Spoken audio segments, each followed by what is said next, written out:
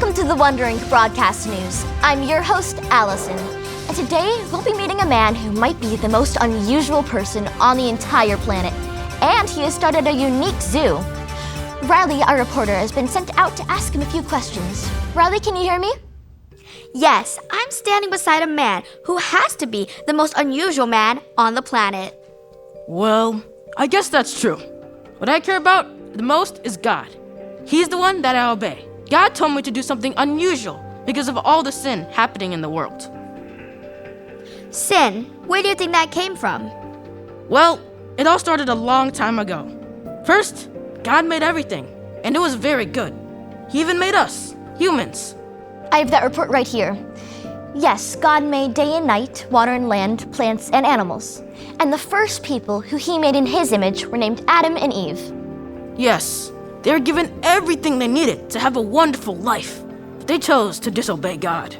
That's how sin entered the world. Sin is any wrong thing that we do. It separates people from God.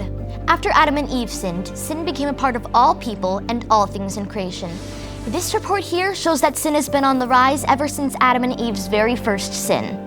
How do you think that makes God feel? God became very sad and decided to wipe out all people. God, in his unending love and faithfulness, noticed one person who was obeying God and living right. That was you, Noah.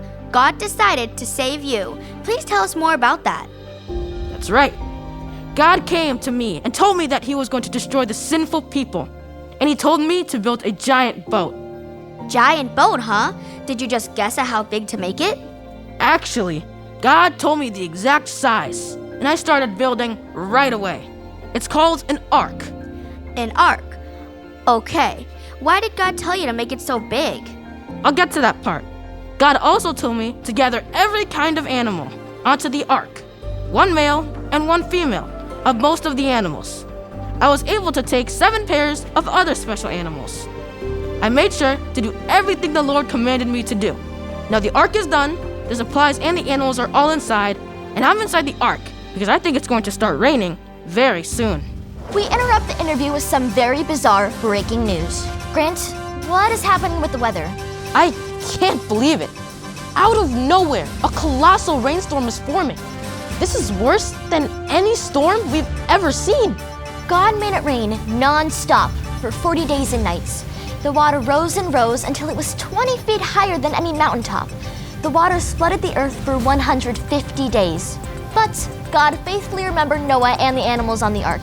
He sent a wind over the earth and the waters began to go down. Eventually the ark came to rest on dry land.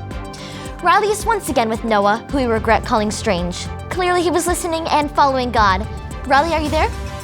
Noah, tell me, what was the first thing you did when you came out of the ark? Did you run around and roll in the grass?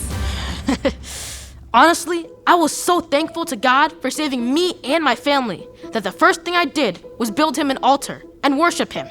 He is the one who kept us safe through the flood. He is always faithful and does what he says he will do. Then, God told my family to have children so that there are many of you. Fill the earth. God put a rainbow in the sky and made a promise to never flood the earth again. The story of Noah is true. God was faithful to Noah through the flood. Every time you see a rainbow, you can remember how God saved Noah and God's promise. God is faithful and we can trust him. He cares about how we live and he honors those who trust God, obey him, and do what is right. I'm Allison with Wondering Broadcast News, and you heard it here. God honors right living. That's all for today's segment, but remember, stay curious and filled with wonder.